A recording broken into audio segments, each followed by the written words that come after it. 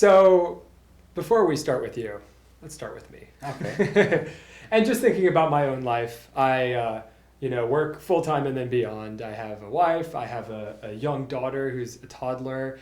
I am starting a business, running around, life is totally crazy. How do you recommend finding the time to establish a really, a decent practice that would actually be beneficial and not just completely superficial? Right. Well, maybe the first question to answer is what's a practice that would be beneficial as opposed to just superficial? Indeed.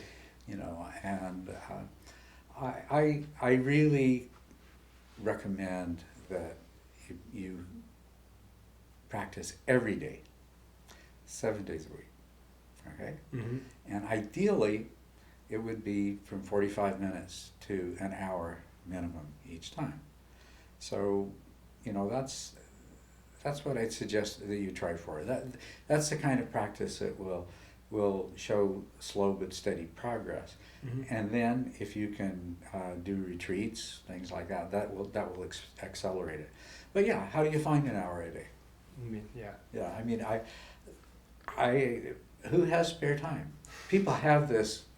At least you know how busy you are. But a lot of times people start meditating and they sort of think, oh yeah, I'll sit in my spare time, and people don't have spare time. It just never happens. It never happens. So the fact is that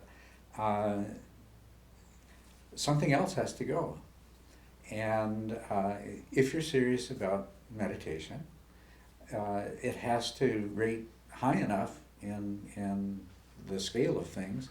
It has to have enough of a priority over other things that you're going to be able to do it every day. Now, what most people find easiest to do is to go to bed a little earlier and get up a little earlier and then meditate before everybody else gets up and before they get into their usual routine. Mm-hmm. That's the time slot that is easiest for people to slip into.